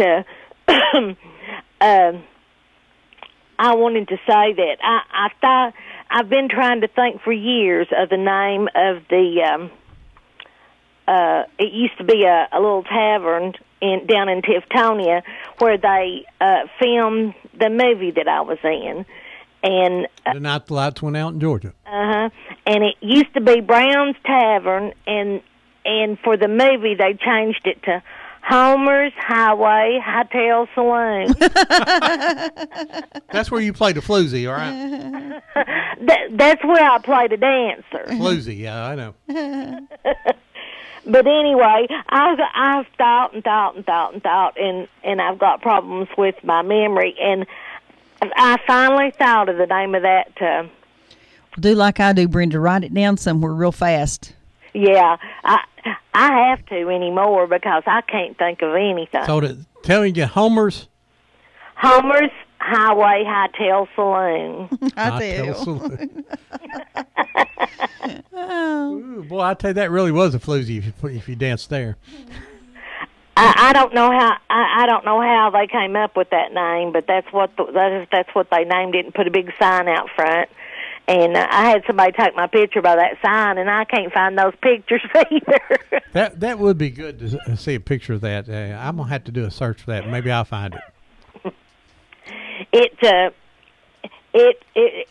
I tell you that it was just really fun to be an extra in that movie because you learned a lot, and probably the biggest thing I learned is all you do is hurry up and wait. That's true in that business. You really do hurry up and wait a lot. You do. You'll think you're going to go on just in any minute, and then you wind up sitting down and you sit for a long time. But I thought that was really funny, the name that they came up with on that sign. And I got to thinking the other day, as you get older, you think, well, I didn't think I'd ever be this age. And then I got to thinking my name ought to be history. But it was good talking to you. Thank you, Brenda. Thank you. Let somebody else talk. All right, bye-bye. Speaking of being in the movies, I think that was another favorite show of mine, was Gary Miller came on. Yeah, and Ron had graduated from high school with Gary. He's a year older than I am, really. Oh, okay. Yeah, he's a lot older guy and everything. But I think my favorite story talking about, he was in Hunger Games. He was in 42 as an umpire. But he was also in Anchorman 2. Yeah. And the clothes he wore in there was from his own collection. It was some 1970s bulletproof polyester suit that he had yellow blazer and some kind of white and green and yellow check pants. And the wardrobe people loved it. He just wore that. They don't change a thing. No, that's bad when you own clothes that'll go in the 70s. Go ahead, caller. You're live. Ron, this is Bob. Uh-oh, Bob there's Cash, how are Bob, you? the legend. What's up, Bob? The legend. I like that. Well, I'll tell you, I got tuned in a little bit late here this morning, but I believe you're going to have a real nice program here today talking about 1914. 1914. And Ron, after a while, would you care to play a song? I'd like to dedicate this to Red. Okay. And it's by Roy Clark, and the name of it is She'll Have to Know About You, or I get it mixed up, or the title of it is Somewhere Between Love and Tomorrow. Ooh. You know, you got in late. You know, we've asked people today to give us ideals about show, and someone called in and said they wanted the times and the legends of Bob Cash. And that would be Red. And that's who Red wanted to have a show about Bob About Cash. you. Boy, if she would come down there with me now, we could tell you some stories wrong. Oh. I can always tell the story about jumping out of the airplane, and Alan Jones was up there, a little bitty fellow then, watching me. And I can always tell that story. Oh, that's one of my favorite ones. Well, that's a good one. All right. Well, now, look here. Did this here for me, and I'm going to let you go. All right. Tell Red, call me. You know, I got so excited when she called me here, wished me a Merry Christmas. I failed to write her phone number down. Tell her to call me. All righty. We'll tell her. Well, we'll tell her to call you again. Talk to y'all later. All right, bye-bye. Bye-bye. Red, if you're listening, call BR549. If you don't have his number, we can get it for you, though. That's our favorite guy, Bob Cash. Ron, too, a good show that we had was with Bob Refner when we talked about Hardwick Clothes. Yeah, that was which good. ended up being the #1 news story in Bradley County, Right. according to Cleveland It was a Daily big Banner story. this year.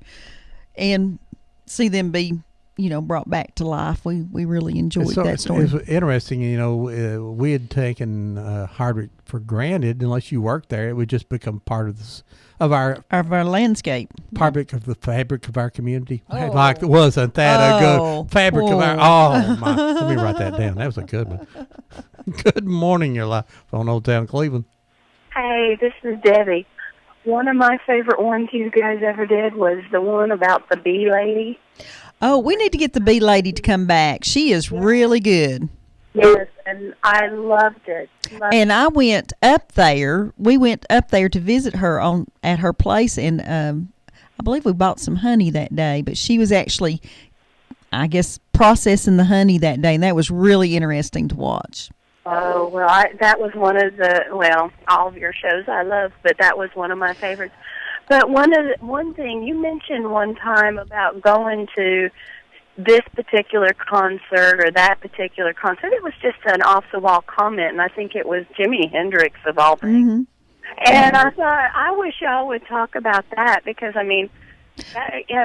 we need to get Doc Hollywood to come on and kind of write, because Ron and I did, back in the day, and I believe that was probably during the TV and radio show with David Carroll. It wasn't Jimi Hendrix. I never got to see No. Hendrix. I did get to see Grand Funk Railroad live, and that was back when you could go down to the Memorial Auditorium and it was safe, and you paid a small amount, and you got to hear a big band. Right. And what were those big shows called, Ron? Spectaculars. The Spectaculars.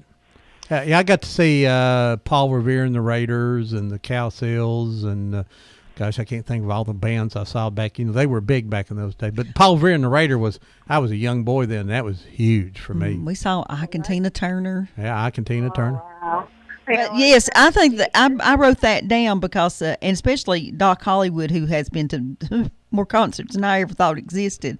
He still has the tickets too. Yeah, he has his tickets. Now, someone else, John Cook, he went and seen Kiss and seen Alabama. And matter of fact, his brother had tickets to the Leonard Skinner concert the day that the plane crash happened.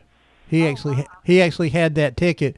And later on, just a few years ago, they had the concert to make up for that one, you took your original ticket stub down there and you got in free. You got to keep your original stub also. I was going to say, I wouldn't want to give it up. Oh, I wouldn't want to give it up either. But I think that the day we were talking about all that was during the radio and TV show with David Carroll, and that really was a good show. I really enjoyed that. Interesting, and I thought, man, to be able to just go, that, you know. And so you can't do that now. We tried to go see someone in Atlanta.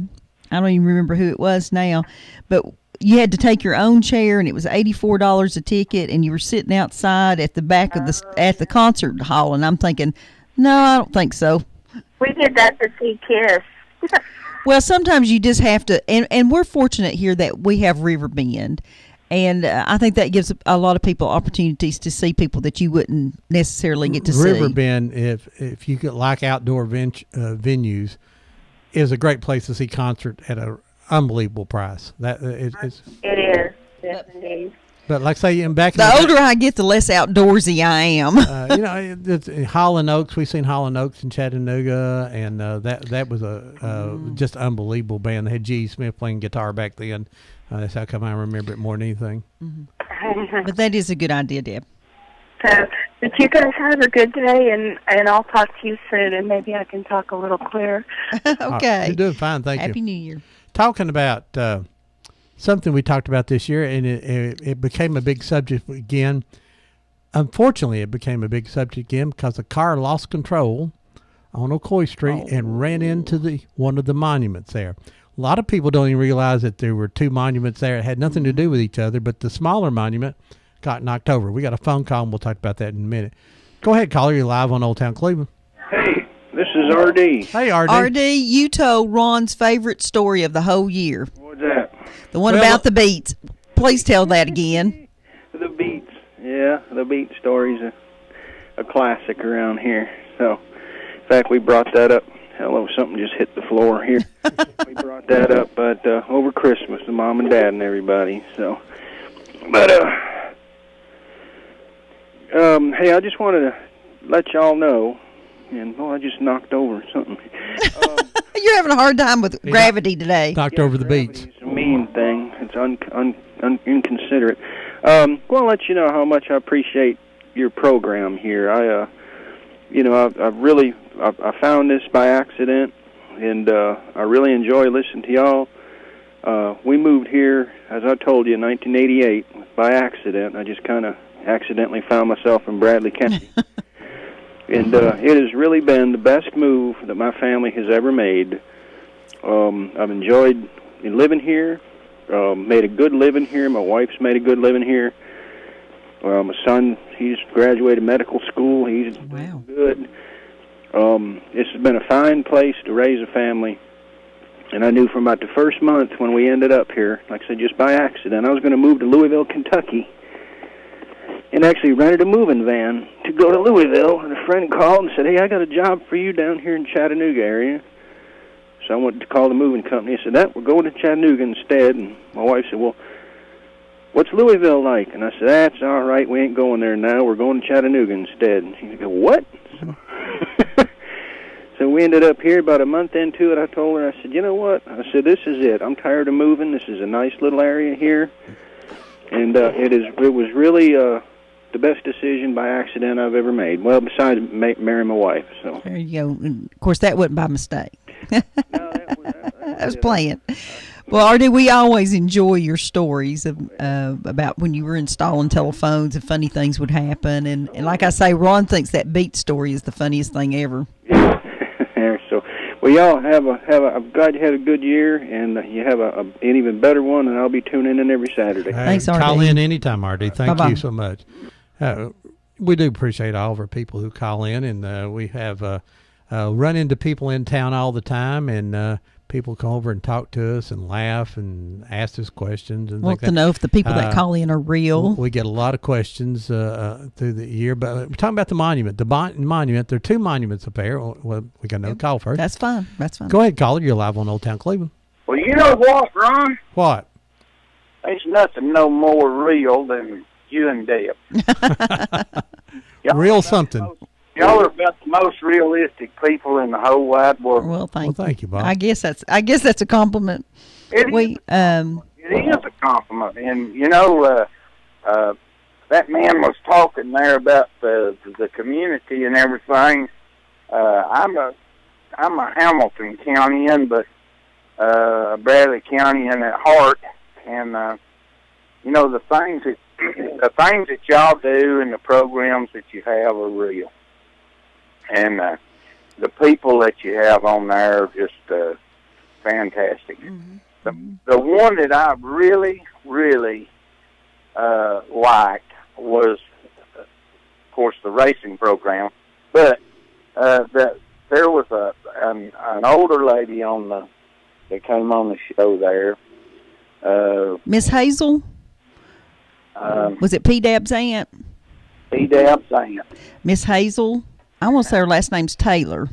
I'm telling you what's the truth. I could listen to her all day. I sat here and I thought, surely this program's not going to go off. You know, and I mean, she is the most interesting person. I would give anything in the world to sit down across the table from her and listen to her just until she got tired of talking. Well, we had her on twice this year. That should tell you something, because she just had so much to share about her memories of growing up, and her talking about making sorghum is just the most fascinating thing in the world. Oh, yeah. And how they kept their food and how they preserved their foods and how they ate. And she's been going to the same church for decades. And I just would like to have more people like that on, but it's going to take somebody like P-Dab to encourage them. Well, Bob, you know, we've got the privilege of sitting across from these people for 2 hours, having their undivided attention. You know, you've been sitting here and you had great stories. Some of your stories you told about your racing days and things of that nature was just really unbelievable stories. You know, and Claude Ogle, 99 years old, and him reciting poems, and I can't remember what I had for breakfast. Bob, I think, too, I remember several years ago, or a few years ago, you came on and helped me do a train show, and I really enjoyed that, too. Yeah. Where you were talking about, I think you were calling it Moonshine Hill. Yeah. But anyway, you know, that deal right there, those guys that came in on that railroad show up there that morning, they're just a blistering book of information, and they would come back any time. Well, I need to keep that in mind, because I know that's been at least 3 years ago. Yeah, and you know, we had a real good time that day. And I wasn't here, so we really need to do it again. Yeah, because Ron loves trains, and it happened to be sometime that he was out of town, and I had set that up, and I just kind of kicked in neutral, and you guys just carried the show. It was wonderful. Well, anytime I can help you guys with anything like that, and Deb, I'm going to come by there and pick that stuff up you got for me, and okay, I'll try my best. I've got some stuff that I've got to bring past Eddie and the Big G on for their show, but I've just having to look after my 98-year-old dad and got a whole lot of time to go nowhere and do nothing. We understand that. Yeah, and I just want to say that we appreciate you all, and I listen to your program every Saturday. Sounds good. Thank you, Bob. Thanks for hanging with us. Bye-bye. All right. Bye-bye. Bye-bye. All right, the monument got knocked down. There are two monuments there. One was put up by the Daughters of the Confederacy. United Daughters of the Confederacy, about 1911. As a Confederate monument. But the smaller monument there has nothing to do with the big monument. It was placed there by the families of the three young men who were killed in a train wreck. Hardwick, Marshall, and Steed. Right. And as a matter of fact, there's going to be a marker put up at that grave site. I mean, at the wreck site. In Virginia this year. Right. Thanks to a local foundation. Yeah. Good morning, live on Old Town Cleveland. Yes. Good morning. Happy New Year's to you and Debbie. Well, Happy New Year's. I really appreciate you all, and you don't know how much, because if it wasn't for this on Saturday morning, I'd be lost. Okay. Well, we don't want you to be lost. We always appreciate you calling in, too. Well, I tell you, I like that P-Dab. I laugh myself to death when they come on, and that elderly lady, she is just wonderful. Isn't she fun? And her memory is just amazing. No. And I'd like to have some of her dumplings. She talks about making dumplings and about starves me to death. Oh, really? Mm-hmm. Well, I had two of my nieces to come up here the other night. Of course, I like that guy called in a while ago. I'm from Hamilton County, you know, and she went home, and her sister called me back the next day, and she said, Darlinda said that she really enjoyed being up here with me, said I was so interesting for her to sit here and listen to me. Mm-hmm. Well, sometimes the people that are interesting don't even realize it. They're just telling the other people about their family or when they grew up or what they remember, and to them it's just memories, but to another generation it's really, really interesting. Right, and of course, me not living here, why, I don't have any history, and of course, I don't have any history on none of my family because my grandparents was already deceased before I was born, mm-hmm. and my uncles and aunts, so I don't have any history, and that's the sad part about it. Yeah, and it's when it's gone, it's gone. It's hard to get it back. I mean, you can find tax records and things like that, but that's not like hearing your grandpa tell a story. That's right, absolutely. My mother just passed away, I thought, too young, but that was the Lord's doing, not mine. Yeah, and, one generation lived in the time when, now we can really fight diseases and stuff. But, like the flu epidemic of 1918, we lost more soldiers to the flu than we did the war. I know. I had a guy to call me the other morning, and I normally don't answer my phone due to these telemarkets. Oh, I know. And he said something about did I want to send me some literature, and he started talking and telling me all this stuff and everything, and I said, hey, listen, I had two sons in the service, and click, up went the phone. Mm-hmm, yeah. Well, yeah, I don't talk to those people. I just politely hang up on them. One guy called me 13 times in one day. No. So the last time he called me, I said, if you call me one more time, I'm going to turn you in. Yep. So listen, I've enjoyed your show all 2014, ever since you started down there. You said it was 5 years? 5.5 years. We've been doing this 5.5 years, and we're volunteers, by the way. We don't get paid to do this. We just do it because we want to. But I listened to it when the radio station first started with Jerry. Yes. Mm-hmm. And that's what's been 11 or 12 years? Probably longer than that. Yeah, I'd say it's getting closer to 15 now. Yeah. Well, I started day one. There you go. And I listened to it, except when I was in the hospital. But my son did bring the radio up to when I took Well, we understand there's a lot of health care facilities here that on Saturday mornings they pull out a radio and they make sure that the folks can hear us, and we appreciate that too. And you two are just wonderful. Well, thank you. You are. Thank you. And we'll talk with you later. Thank you. Bye-bye, dear. Bye-bye. Good day. I might have bigger headphones now. I tell you, somebody else that we had never had on before that turned out to be one of my favorites, and I think it was the day Ron got to say about 2 words, is when Laura Spann from Charleston and Calhoun came on. And she knows where everybody's buried in Charleston and Calhoun and who their families were. She was a Bryan, which is a big family name up there, and she and I sat here and talked as hard as we could talk, and I don't think Ron got to say anything that day. I think it was 10 words. Good morning and welcome. You're on live on Whoop FM 99.9, and then that was it. I just fell asleep there for a while. Well, you didn't fall asleep. You were having a great time listening to us, but he was kind of getting tickled because we were both just talking as hard as we could. Somebody else that we had on twice this year was Mary Lou Woods, and she did Valley View Community, and she runs the cannery. And she answered those canning questions, which were just, she could just rattle that stuff off the top of her head. We really enjoyed her. She also talked about a soup called loopy. Yeah, we talked about loopy already, and it just don't sound good, just the name of it. I'm sorry. I'm sorry. That's it just needs to be called squirrel dumplings. I could eat a lot of things, but that may not. Good morning. You're live on Old Town Cleveland. Well, I'm proud to be there. How are you? This is Scott Canavis. Hey, Scott. What's up, buddy? I think you guys really do a community service with this program. Thank you. And what I'm interested in is Are these programs archived somewhere where they can be downloaded? Yeah, I'll let Ron tell you about that. You can go 2 ways. You can go to YouTube, and you can type in Whoop FM 99939 LP. Whoop FM 999 LP, all caps. That's great. And that will get you to all the programs that are on Whoop.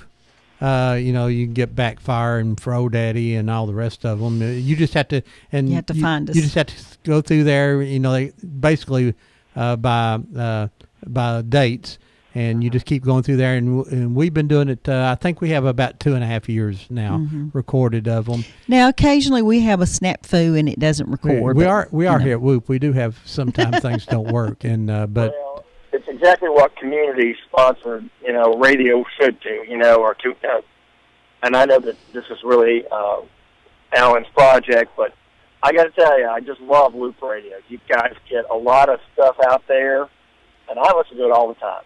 And I'm just glad that these programs are available for future enjoyment. You know now, what I mean? There's something I know you know a lot of, and we try to figure out how to do a show on it, would be, I think you know every episode of the Three Stooges. I know nearly every episode. Oh, no. Yeah, that's a man show right there. And I can tell you what every episode of Gilligan's Island is as soon as I see the lagoon shot. Oh. As soon as the credits are done. That's sad. So you're definitely a television baby, right? I am. That's see wonderful. now, so he's going to try to figure out the rest of the day. How did I know that he was a Three Stooges expert? I don't know that. Aha. See, he knows I'm a private investigator also, that I can find things out. I'm the Shemp Howard guy. I like Shemp the best. Yeah. Oh, thanks, Scott. Have a great day. Thank you, Scott. Bye-bye. Scott, a local attorney here in town, so I'm sure that... We're hearing from folks we haven't heard from before. Yeah, that's what and a show that we're going to do a repeat on, or we're going to try to do a repeat on, is the Street Racers. Oh, yes.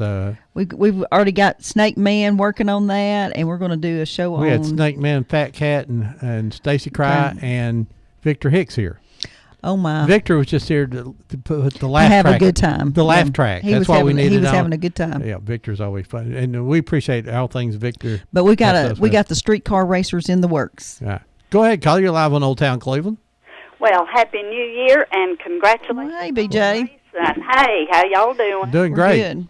Great. Well, this has been another year of great shows, and I've enjoyed them all. Of course, the Wild River, Civil War, World War II, Underground Chattanooga, and on and on and on. Yeah, I believe you're the one that kept after me about the Underground Chattanooga, and Ron finally tracked somebody down that knew something about it. I know, and I sure did appreciate that. Well, and I know one thing is that you and Neil and David Swafford, you had to sacrifice through several nights of chili and watching It's a Dirt Track Live in the early stages. Oh, I know. That was rough. I figured it out, that we say, well, what do you think? Well, it needs a little bit more work. We'll come back next week. Will you have chili? Yeah, even we didn't come back tomorrow.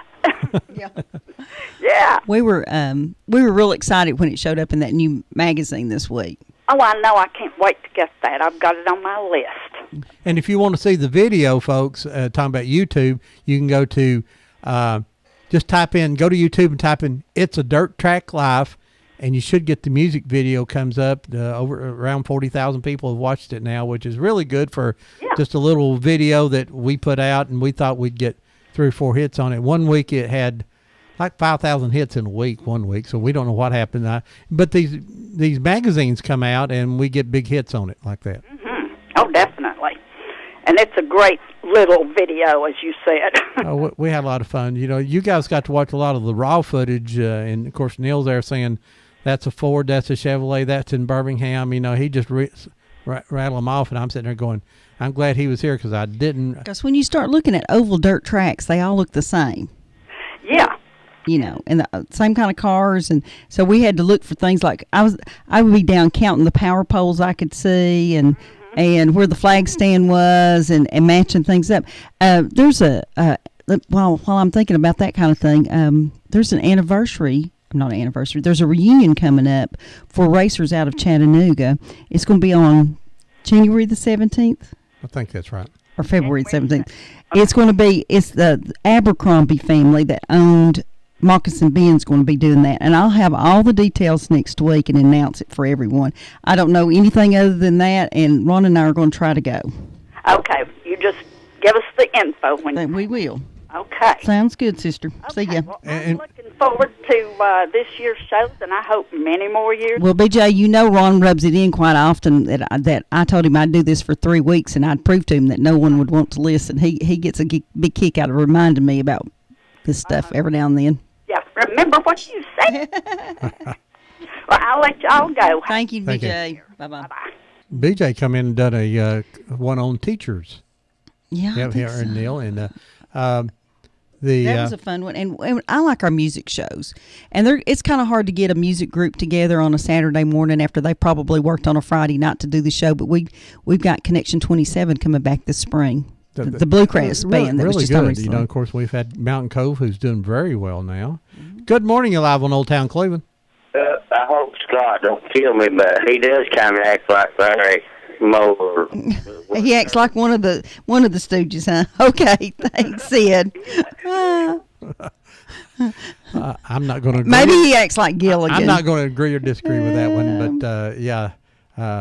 But we had also the Circuit Rider's wife on, That where was the good. Burns family came in and they did some of the original music from that play. That's a play that they wrote about Methodist preachers who rode a circuit. Yes. You know, and there's a love story. Yeah, it's one of, and then we had Miles and Janie Howard on a few weeks ago talking about gospel music. Always a good Yeah. topic. And I love our music shows that we get together, but like I say, they're kind of hard to do because a lot of times there'll be 4 or 5 people in the band. Speaking of people that's been on our show and gone on, I understand Kristen Rader from down at Black Fox, the music teacher that's singing contemporary gospel music now. She's in Nashville this weekend recording some more, and so she has really picked up and moved on. And we had Kathy Carnes on. Played some of her original music. And we'll talk about the early shows. That's something we started doing this year that we've added, Make It Grow. Oh, yeah.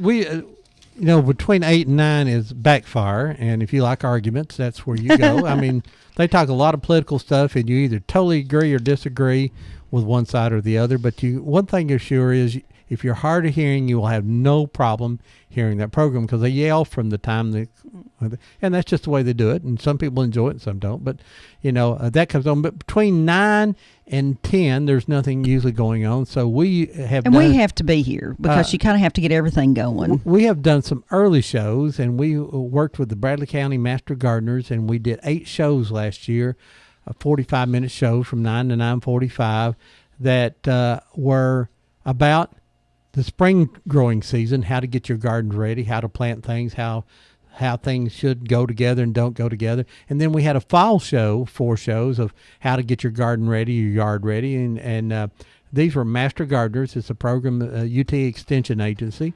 And these are certified Master Gardeners. I took the course last year, and I am still an apprentice. I don't have my total hours. He wants to just tell me how to dig a better hole. Well, that's important there, and basically it's the soil, not the dirt, that you have to worry about. The soil, not the dirt. The soil is what you grow plants in. Dirt's what you talk about on Backfire. So that we did those shows, and a lot of interest in that, and people growing, and because everybody's got yards or want to grow gardens and things like that, or prune their trees or not prune their trees, insect problems and all that. And these gardeners come in here and. I tell you, they're really, really good. And something else that we've done, too, along the way, and I can't even name any of them at this moment, but a lot of times we'll have people call that are having a special event, and they want to highlight that special event, but we already have the week booked. So we let them come on and do 20 minutes or something before we go on the air. So I always kind of tune in early and see if we're on here talking. And then, of course, currently we're doing a thing called the Wrestling Mat. It's the only live wrestling review show, high school wrestling review show in Bradley County or in Hamilton County. We talk about Cleveland, Bradley, and Walker Valley wrestling. The high school programs here are the most dominant in the state for well over 20 years. If you want to win a state title, you've probably had to beat Cleveland or Bradley. Walker Valley is a young program coming along and is doing very, very well. I think they're in their 10th year. Usually you'll start seeing some big movements as the kids get used to having the program in there, see what it's like. So they're our good friend Al Morris up at Walker Valley is the coach up there. Bradley Rassler, one of the early teams of Bradley, as a matter of fact. Ben Smith over at Cleveland, Bradley High School, don't get that confused. Jake Yost, former Saudi Daisy Rassler, the head coach over at Cleveland. We talk about that show every week. Got Dwayne Shriver comes in and helps me. Dustin Coleman comes in and helps me. Gary Weber comes in and helps me. We talk about the wrestling in the area. Big wrestling match coming up this Tuesday. Bradley and Cleveland. The match will be at Cleveland Middle School. Cleveland's ranked number 2 in the state. Bradley's ranked number 3 in the state. Once I get him talking about wrestling, he won't stop. Well, I got to advertise it. 6 o'clock gates will open. There'll be JV wrestling. The varsity will be at 7. Probably the best high school wrestling in the state of Tennessee. It's right here in your hometown. If you don't know anything about it, just come out and watch. It's going to be loud. It's going to be fun, and they will have hot dogs with hot slaw. Ron always knows what's for sale at the concession stands. Well, that's part of my job. You know, I have Ron, to check it all out. As you were saying all that, I just remembered a show that I really enjoyed too was when Tom Rowland came on and talked about the development of the Red Clay State Park. Oh, yeah, I mean, he was good. on the cutting edge, and he knew all the funny stories, and I really enjoyed that. Colonel Corn, I mean, we could do a story about Colonel. That's the one we need to get a good Colonel Corn story. I mean, go ahead, caller. You're live on Old Town Cleveland. Good morning, it's Lisa again. That's quite all right, Lisa. What's up? Since you're talking about this, without realizing it, you have recreated a piece of history that most of us are not familiar with, and that is the old-time party line. Because with all of your callers, you recognize people, and I'm listening to your show at work every Saturday morning. And you know who they are, yeah. Yeah, sometimes I'm busy and I can't hear everything, but every now and then I'll hear a voice, and I'm like, oh, that's Red, or that's Bob Cash, or whatever, and I'll ring in and listen to what they're saying, and I stopped what I was doing this morning to listen to Doc, and you've created a community, but it's just like a party line. So well, that is a funny concept. I enjoy that, yeah. I remember being on those party lines, and I remember not having a phone. Can you imagine that today, not having a phone? Well, technically, people don't have phones anymore. They have technological devices. This is true. Use them to call anybody. But, you keep up with people. I had Neil Allen for a teacher, and, through your show, I get to know what he's still doing, and I knew Doc from the past. So it's just it's like a giant party line. But Brenda talked about calling in some days and not being able to get through.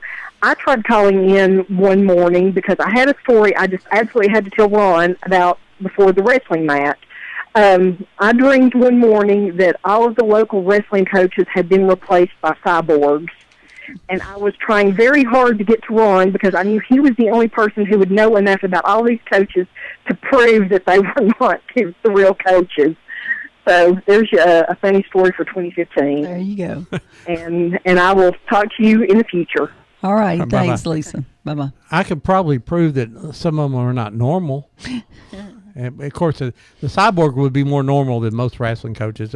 We've said a lot of times that we ought to film all the wrestling coaches across the state and put it to music because they're hilarious. I'm sorry, they're some of them hilarious. The Baylor coaches can lean further to the right than any two. They ride it. They do it in unison. They'll lean, and I don't know how they stay in their chairs.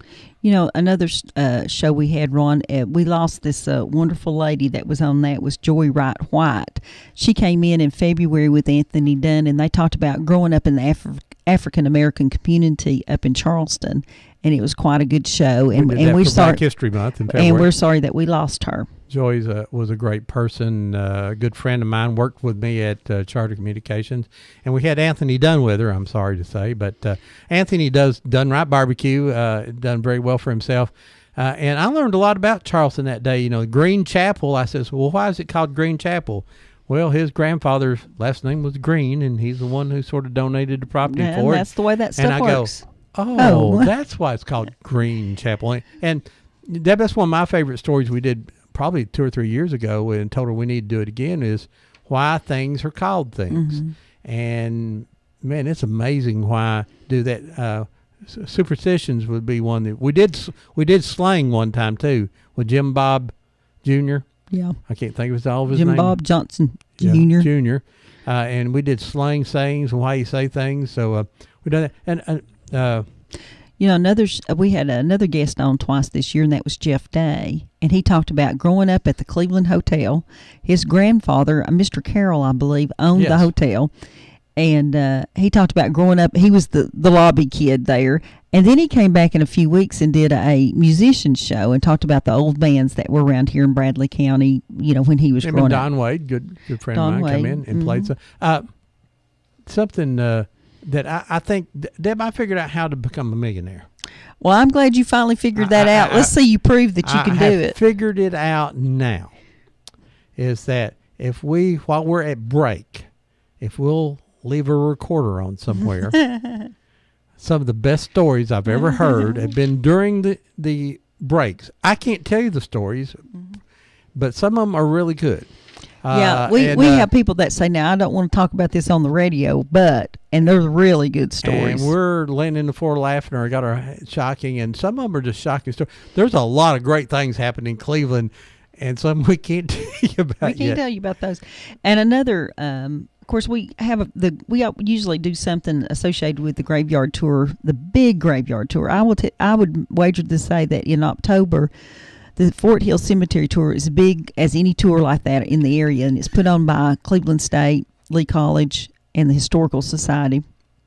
And our good friend Brian Reed came in this year and talked about who all that they were highlighting, and that's always interesting. But the show that I'd been trying to do for 5 years, and we didn't get it recorded, or all of it recorded, was the one on Hayes Cole, the blacksmith. Yes. And we had sometimes we'll come in and nothing works. And you just do not know how Ron's over here working so hard while I'm yakking to try to get everything, get the pictures on and get the internet on and to get everything to work. But it just happens. It's technology and it happens. Its problem is there are a lot of volunteers and somebody pushes too many buttons sometimes. That's right. And just, you know, it's an all automated system except when you hear someone actually talking here. And so it gets tired sometime and confused like most computers do. Well, and the equipment gets old. I get tired and confused sometimes. You know, somebody else that I always enjoy having on, Ron, is Ken Rush out of the Ducktown Basin Museum. He's incredible knowledge. Go ahead there, caller. You're live on Old Town Cleveland. Yeah, this is Ron Lee and hey, Ron. Pappy's brother. I sure miss Pappy calling in. I sure do. He's one of our friends that we lost this year. Yeah, and I just wanted to say I enjoy your program. We listen to it every week, and I'd just like to thank Mayor Tom Rowland. He's since I'm getting old. I'm 72, and since I've been here, he's done. Seems like Cleveland has grown more since he's been the mayor. Mm-hmm. Well, and if you listened last week, you listened to people, somebody like Eddie Cartwright that talks about, 25 years ago, how they were setting up that growth. And people like Tom has carried those projects through. Yes, I'd just like to say that he's just been one of, we've had some good mayors, but I guess he's stands out more in my mind has been helping Cleveland more than any mayor that's ever been in office in Cleveland. Yeah, and he's always good to have on our show because he has great old radio stories and he talks about the establishment of Red Clay State Park and yeah. He can come on and talk about just most anything. That's one of the funny things too is that we have a really hard time getting women to come on and do this show. It just absolutely horrifies women to sit in front of this microphone. But there are a handful of men that I can call and say, my guest is sick and they can't come in Saturday. Can you come? And they'll say, yeah. What are we talking about? Because it doesn't matter. Whatever it is, they can talk about it. And I really appreciate I call those my pocket friends. I keep them in my pocket and pull them out when I need them. Yeah, I just think the world of Tom. He's just a good citizen. He's a good fella. He's got a pretty wife. I just want to get my 2 cents. Thank you, and thank you for being a listener. Okay, bye-bye. Bye-bye. Deb, and we've done several times, and they're always great, is we do shows about the history of the fire department and the firemen, and then we did a show about the old sheriff's department. And You know, it's amazing sometime after you listen to that show is how safe we really are here. Yeah. Yeah, because the firemen tell stories about things that went crazy and happened funny, and the sheriff's department, there was always stories, someone doing something dumb or stupid, but you know, just the community was always safe. I want you to know that. But there's so much fun and so much history in those names of people that worked at the sheriff's department, the firemen that worked there, and you know, I think it was. I liked Eddie last week when he said his dad was I believe a dispatcher, and he had to have a gun anyway, and even when he passed on, the gun was still in the box, brand new. Well, you hope you didn't have to use it. Yeah, this is true. Good morning, live on Old Town Cleveland. Well, good morning. Hey, Marilyn, what's up, sister? Have you said anything about Grayson and I just missed it? Somebody asked about Grayson real early on, and that's next week's show. That's next week's show is our new grandbaby, but he's fine. He was 7 pounds 13 ounces, 21 inches long, and he looks really healthy. So we're really grateful for that, and we're hoping we're going to get to see him tomorrow. Yeah, well, I just getting to hear and little Avery, our 2.5-year-old granddaughter, was worried that Grayson didn't have anything to play with, so she was trying to leave her crayons for Grayson to play with. And she was a little confused, too, because she's got a little sister coming in April, and she was sure that new baby was her little sister. So it kind of confused her, but she was pretty fascinated with him. Yeah. Well, we always enjoy, and we appreciate you making announcements for us. All righty. You're welcome. All right, we enjoyed it. Thank you. Bye-bye. Bye-bye. And another program that we had this last year, Deb, that I enjoyed a lot of was the Lost Sea and Craighead Cavern. That I didn't know. But she sent us free tickets. Oh. But Ron wasn't too enthused about going down in the cave, but he did ask her if she had good ice cream up there on the outside somewhere. They do have ice cream on the outside out there. Good morning, you're live on Old Town Cleveland. Hey, Ron, I wanted to talk to Debbie for a minute. Okay, go ahead. Debbie, I was at a used store, and I got a Bible. Yes. And it had a cover on it that somebody had made. And under that cover is a bunch of pictures. I just wondered if I brought them to you, if you could find out who they belong to. Is there a name in the Bible? No, there's not a name in the Bible. We can just look. But you might know the people. Well, crazier things have happened, or I can post them on Facebook and somebody might recognize them. I've done all kinds of stuff like that. P-Dab a few years ago bought a whole big boxes of stuff out of a storage unit. Uh-huh. And there was one name on an envelope in there. And I tracked down the family in California from that name, the granddaughter of the people that the pictures were of. And then P-Dab and I drove. She happened to be coming in to visit relatives in Georgia. And we drove, I think it was to, I don't know which part of Georgia it was now. We drove down, where's the beer place at, Ron? Cartersville. I think it was Cartersville. We drove down to Cartersville and gave them those pictures and documents and diplomas and all kinds of stuff that was in there. But I've done that 2 or 3 times. Now, I did a few weeks ago. I bought a picture at an antique mall that had the man's name and the woman's name on the back of it. And I thought this will be easy to find the family, and I couldn't find diddly on them. So I'll just have to keep trying until I find that family. I believe they were McFalls. I think there's a little old paper in with these. It's got a gas company or something's name on it. Well, that might help. Anything like that's got a town or anything on it might help. Yeah, drop those by sometime and let me look at them. All righty, I will. All righty, thank you. Bye. Not that I'm a detective or anything, but I do give it a little bit of time and try to find them. Another good show is our friend Doyle Palmer come in. Doyle always does a good show. And he had Kenneth Roark with him, and they talked about the McDonald area down there. And gardening. Oh, my goodness. Kenneth's gardens are fabulous. He shows pictures on Facebook of his garden. I just And folks, we are on Facebook. If you're on there, look us up. We have Old Town Cleveland, and we have Friends of Old Town Cleveland. And we try to every week come in there and post pictures that we think that you guys would like to look at. And we have other people that post the pictures on there, too. And it's always fun to see people's old school pictures and that kind of thing. And I'd like to do a show about Trevecca. So if Ed's listening this morning, Trevina, I do that every time. I'd like to do a show about Trevina if Ed is listening and can call me when we go off the Ed air. and his brother-in-law Jack Dooley come in here. We talk about all kind of lies. And between them two, there'd be lies all day long. There you go. You know, but we've got several. With all respect, Jack, and yeah. But I always get disappointed. We'll be at we'll be at Hardee's having a morning biscuit, or we'll be at Walmart, and people will come up and tell me the greatest stories, and then when I ask them to be on the show, they won't come on. Oh, I don't know anything. Well, if you know what you know it. And so we always invite people to call in after the show if you're interested in being on the show, or if you know someone that's interested in being on the show. So, Deb, I'm going to test you here in just a minute. Oh, please don't test me this morning. All right.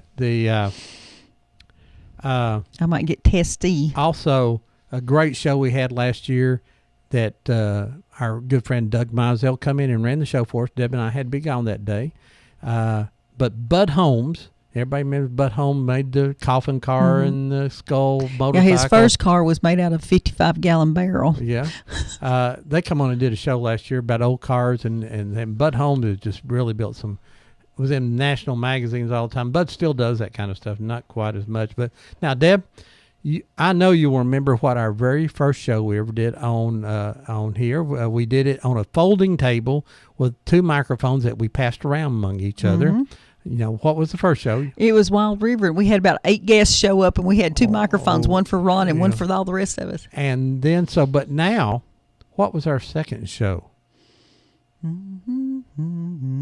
Second and third. And Johnson was our second show. Exactly right. We July of 2009. Did Black History over there, and he came and did that. And who was the third show? I don't remember. A guy named Chip Bryant come in and talked about the restaurants in town. I didn't remember that. So, hey, folks, that's been Old Town Cleveland. We Thank you appreciate for listening and calling today. in today. Like I say, we're here every Saturday morning, or almost here every Saturday morning if we don't lose power. We lost power one day when Miss Spain or Spahn. Laura Spann was here. The whole mall had no power. We lost power, and then every once in a while the computers don't work or the board don't work. But 99% of the time, everything's running great. And like I say, we do this. We got one call here, Deb. Good morning. You're live on Old Town Cleveland. Good morning. Hello? Yes, one time, Debbie, I got being on the show about the land that Bowwater is on now. The Henry Farm, yes. Yeah. If I could find somebody to do it, I would. And I think that was probably one of my favorite all-time stories is when Melissa Woody, Mr. Alley came in and talked about coming here when he was 18 to go to work for Bowwaters with his family. But that was the Henry Farm, I believe. Well, my grandpa owned quite a bit of that up there. Did he? Yeah. Well, I think the one closest to the road there was the Henry Farm, but I'm really not sure about that. But I know Mr. Henry stayed around and was kind of the liaison between the new workers coming in and the company and the county and, all that. But that's a good idea, Sid. Thank you. The price they offered him, he couldn't refuse it. That's always an offer you can't refuse is always a good one. Right. Thanks, Sid. Get that in. All right, Thank thanks. you. All right, folks. See you here next week on Old Town Cleveland. We've enjoyed it. See you next week.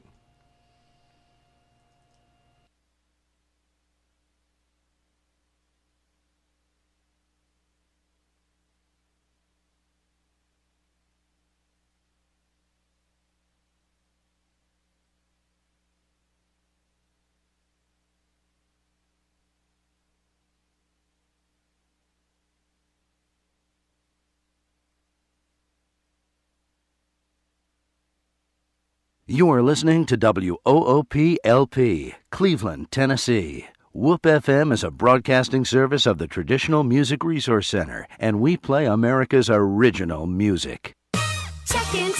Check into cash. The cash you need is closer than you think. Get an auto title loan today for up to $2,500 at Check Into Cash. You drive home with the cash in your pocket. Visit Check Into Cash for an auto title loan today, or get a payday advance for up to $425. Call toll-free 877-262-CASH. Title loan amount determined by value of car and ability to repay. Borrowers often use payday advances over a period of months, which can be expensive. Restrictions apply. See store for details.